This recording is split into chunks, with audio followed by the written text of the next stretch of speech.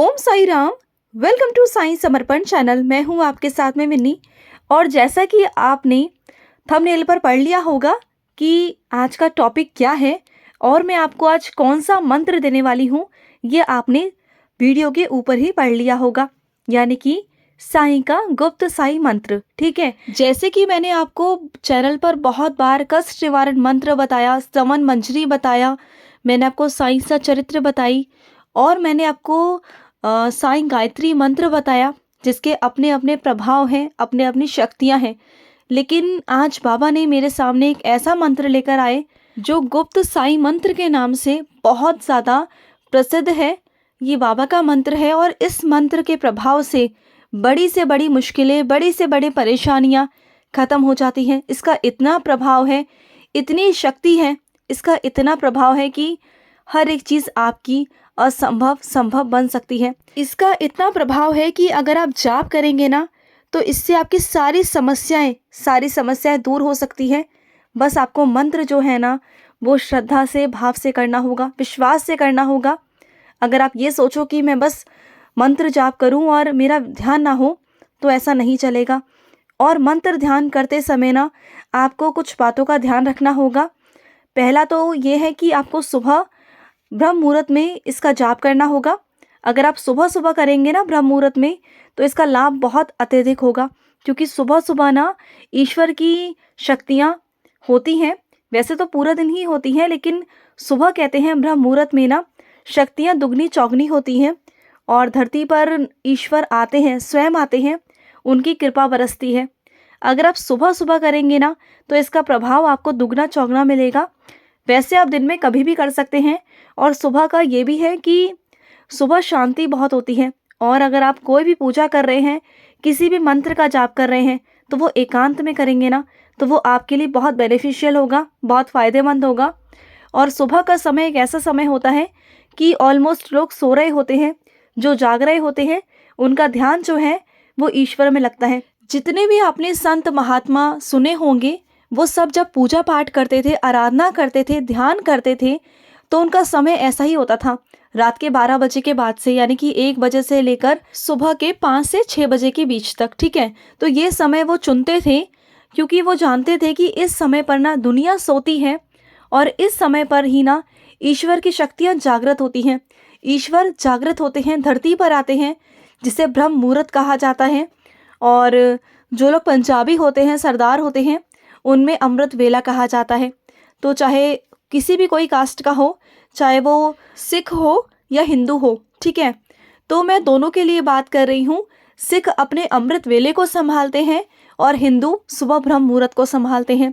और जो ये सुबह का जो वक्त होता है ना, इसे संभाल लेते हैं ना, ये बहुत ही बहुत बहुत बहुत फ़ायदेमंद होता है। जैसे कि मैंने आपको बताया, पंजाबी में अमृत वेला कहा जाता है, यानी कि अमृत और वेला मतलब समय, सुबह का अमृत वाला समय।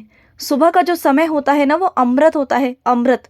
और ब्रह्म मुहूर्त में भी यही कहा जाता है कि ब्रह्म वाला मुहूर्त है। ब्रह्म यानी कि ईश्वर, उनका मुहूर्त है। ठीक है, तो दोनों का ही सेम मीनिंग होता है, लेकिन बस उनके अर्थ अलग अलग हैं, शब्द अलग अलग हैं। लेकिन जो सुबह का समय है ना, ये बहुत ज़्यादा बेनिफिशियल होता है। अगर आप सुबह के समय में पूजा पाठ करते हैं ना, तो इसकी कोई होड़ ही नहीं है, इसकी कोई होड़ नहीं कर सकता। तो अब आते हैं टॉपिक पर। टॉपिक ये है कि जब आप इस मंत्र का जाप करोगे, तो आपको एकांत का माहौल चाहिए। आपको सुबह सुबह उठना है 5-6 बजे के बीच में। और अगर इससे भी पहले अगर आप उठ सकते हैं, तो वो बहुत अच्छी बात है। जिनका नियम है कि वो ब्रह्म मुहूर्त में उठते हैं, जिनका नियम है कि वो अमृत वेले में उठते हैं, तो वो ज़रूर उठें और उस समय स्नान करने के बाद इस मंत्र का जाप करें। जैसे कि आप बाबा की काकड़ आरती करते हो, काकड़ आरती करने के तुरंत बाद आप इस मंत्र का जाप कर सकते हो। इस मंत्र का जाप करने के बाद ना, आपके घर पर नकारात्मक ऊर्जा नहीं टिकेगी। आपके घर में काला जादू, टूना टोटका, कोई नज़र, कोई बांधा, कुछ नहीं होगा। मैंने सुना है ऐसा, कई लोग कहते हैं कि हमारे घर को बांध दिया है, हमारे घर में शादी नहीं हो रही, हमारे घर की शादी को बांध दिया है, हमारे घर के बच्चे नहीं हो रहे, बच्चों को बांध दिया है। ऐसी बहुत तरह तरह की बातें मैं सुनती हूँ और मैं इन सब चीज़ों को वहम मानती हूँ। ये चीज़ें होती हैं, लेकिन ईश्वर से बड़ा कोई नहीं होता। मैं कुछ नहीं मानती, क्योंकि जहाँ आपके घर में आपके साईं हैं, आपके ईश्वर है, वहाँ पर नकारात्मक ऊर्जा टिक ही नहीं सकती। और फिर भी अगर आपके मन में ऐसा है कि ऐसा है, तो फिर आप इस मंत्र का जाप करें, आपके घर में कुछ भी नहीं टिकेगा। मैं इतना कहूँगी कि जो भी नकारात्मक नेगेटिविटी जो भी है, वो आपके घर में नहीं रहेगी।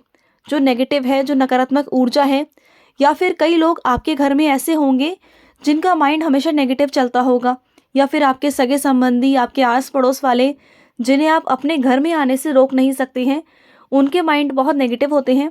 और जाहिर सी बात है, जब आप किसी ऐसे इंसान के संपर्क में आओगे जो नेगेटिव है, तो आपके घर में कुछ वाइब्रेशंस, कुछ चीज़ें उनकी अफेक्ट ज़रूर करती हैं। ठीक है, तो आपको ऐसे लोगों से भी बचना है। जो लोग नेगेटिव होते हैं, जो लोग नकारात्मक होते हैं ना, ऐसे भी लोगों से आपको बचना है। मैं हमेशा आपसे कहती हूँ कि जहाँ पर नेगेटिव बातें हो ना, जहाँ पर ऐसी बातें हों जहाँ पर आपको निंदा सुनाई जा रही हो, किसी की निंदा की जा रही हो, वहाँ से हट जाओ। क्योंकि जितना पाप निंदा करने में है, उतना निंदा सुनने में भी है। आपके कान जो सुन रहे हैं ना, वो आपके अंदर जा रहा है। चाहे आप बोलो, चाहे आप सुनो, बात वही है कि वो आपके अंदर है। और आपके अंदर गंदगी नहीं होनी चाहिए, बिल्कुल नहीं होनी चाहिए, क्योंकि आपके अंदर ईश्वर है, आपकी आत्मा पवित्र है। आपको अपनी आत्मा को गंदा नहीं करना, किसी की भी बातों में आके नहीं करना है। आपने हमेशा अच्छे बन के रहना है, बाबा के बच्चे बन के रहना है, और हमेशा अच्छा ही करना है। ठीक है, तो चलिए मैं आपको मंत्र बता देती हूँ। आपको सुबह स्नान करना है, उसके बाद में आपने काकड़ आरती करनी है, और काकड़ आरती के तुरंत बाद आपने जो दिया आरती के लिए जलाया होगा, वो तो अलग दिया होगा, आपने एक दिया और जलाना है मंत्र के लिए। क्योंकि जब तक आप मंत्र करेंगे, तब तक बाबा का दिया जलते रहना चाहिए। ठीक है, चाहे आप साईं सा चरित्र पढ़ो, या बाबा का आप कष्ट निवारण मंत्र पढ़ो, स्तवन मंजरी पढ़ो, कुछ भी आप जाप करो, कोई भी आप मंत्र पढ़ो, उस वक्त में आपका दिया जलना चाहिए। ठीक है, तो आपने सबसे पहले बाबा के लिए दिया जलाना है। आपने चाहे सरसों का दिया जलाइए, चाहे घी का दिया जलाइए, चाहे आप तिल का दिया भी जला सकते हो। तिल का दिया भी लोग सर्दियों में जलाते हैं। बहुत सारे लोग ऐसे होते हैं जो शुभ मानते हैं तिल का दिया, और अच्छा भी होता है, आप जला सकते हो। आप सरसों का दिया भी जला सकते हो, आप तिल के तेल का दिया भी जला सकते हो, और आप घी का दिया भी जला सकते हो। ठीक है, आपने ये दिया बाबा के आगे जलाना है, बाबा के आगे हाथ जोड़ने हैं, बाबा से कहना है कि बाबा, मैं आपका मंत्र जाप करने जा रहा हूँ या जा रही हूँ, मुझे एकांत माहौल दे बाबा। और एकांत माहौल में बैठकर बाबा मेरा एक मन एक चित हो, ऐसा बोलकर बाबा के आगे बैठिए और बाबा का मंत्र जाप करिए। बाबा का गुप्त साई मंत्र है जो मैं आपको बताने जा रही हूँ, आप गौर से सुनना। ओम नमो श्री साई प्रभु नमः। ओम नमो श्री साई प्रभु नमः। साई प्रभु मेरे साई प्रभु, साई प्रभु मेरे साई प्रभु। ओम नमो श्री साई प्रभु नमः। ओम नमो श्री साई प्रभु नमः। साई प्रभु मेरे साई प्रभु। इस तरह से आपको जाप करना है। अब आपको मेरी आवाज़ बहुत अजीब सी लग रही होगी, मैं कोई सिंगर तो नहीं हूँ प्रोफेशनली। ठीक है, तो बस मैं आपको एक लाइन जो थी बाबा की, वो मैं आपको पढ़ के सुनाई है मैंने आपको।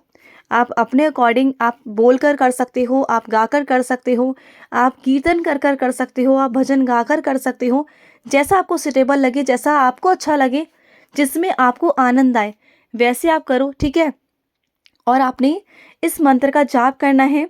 चाहे आप इस मंत्र को आप काउंट कर करिए, चाहे आप माला के द्वारा करिए या अनकाउंटेबल करिए, बिना गिने करिए, वो आप पे डिपेंड करता है। लेकिन बस मैं आपको इतना कहूँगी, चाहे आप 5 मिनट करें, 10 मिनट करें, 1 घंटा करें, लेकिन उस वक्त में आपको एकांत का माहौल होना ज़रूरी है। आपका एक मन एक चित होना ज़रूरी है। ये नहीं कि आप घड़ी की तरफ देख रहे हो कि कब ख़त्म होगा, कब ख़त्म होगा। तो ऐसी चीज़ें असर कभी नहीं करेंगी, कभी नहीं करेंगी।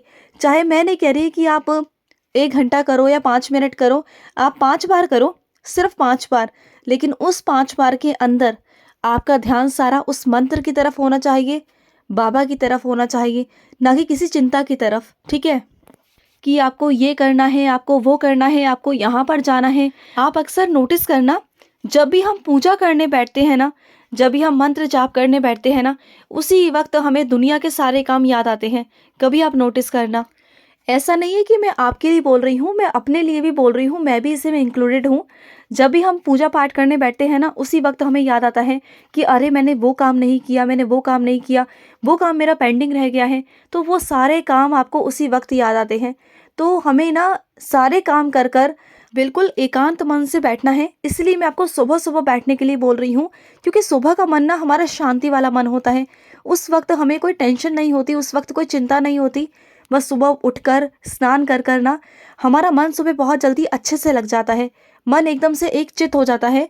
वैसे आप दिन में कभी भी कर सकते हो, लेकिन आपका मन एक जगह एक चित होना चाहिए, ठीक है। तो मैं आपको बता रही थी कि जब आप मंत्र जाप करने बैठे तो उस वक्त में ना आपका मन बिल्कुल मंत्र की तरफ होना चाहिए, ना कि घड़ी की तरफ।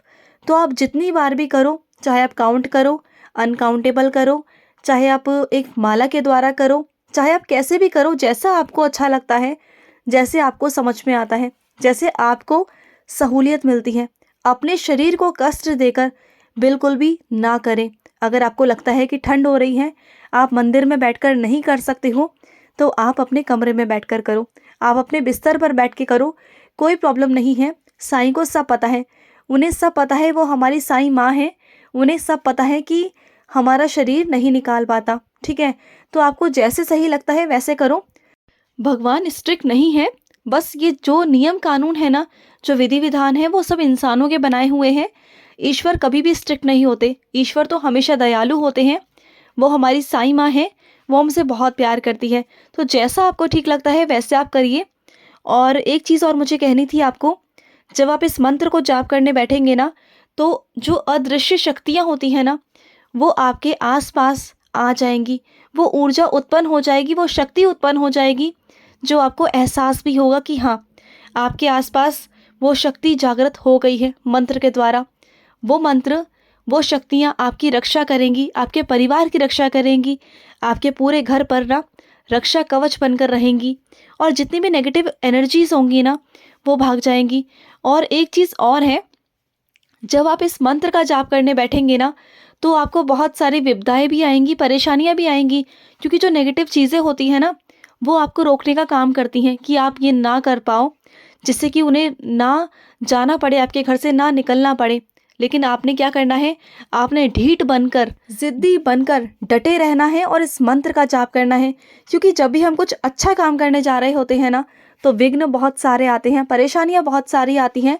तो मैं पहले से ही आपको बता दूं कि आप सोचो कि आप मंत्र जाप करने बैठ रहे थे और आपसे हो नहीं पाया, कोई प्रॉब्लम आ गई, तो आप मुझे बोलोगे कि दीदी मैं नहीं कर पाई या मैं नहीं कर पाया, अब आप मुझे कोई उपाय बताओ। तो मैं आपको पहले से ही बता दूं कि मुझसे आप मत पूछना दोबारा से, मैं आपको पहले ही बता रही हूँ कि करने पर आपको बहुत सारे अड़चने आएंगी।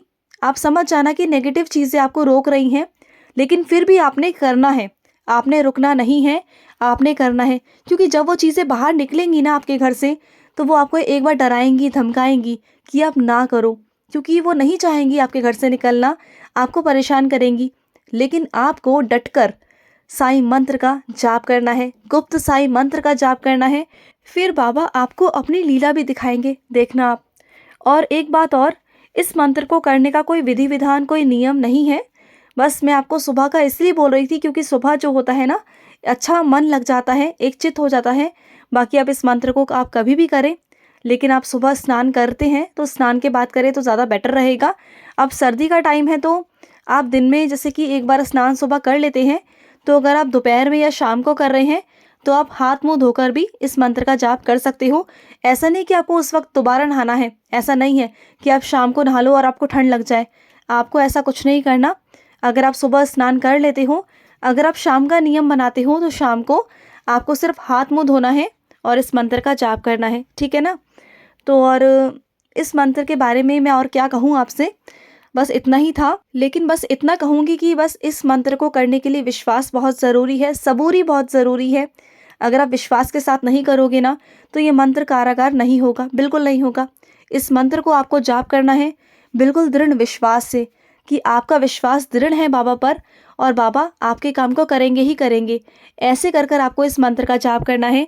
तो डेफिनेटली आपको इस मंत्र का जो असर है वो दिखाई भी देगा अपने जीवन में। ठीक है, तो चलिए मैं लूँगी समाप्ति। मिलते हैं नेक्स्ट वीडियो में, तब तक के लिए ओम साई राम, जय साई राम।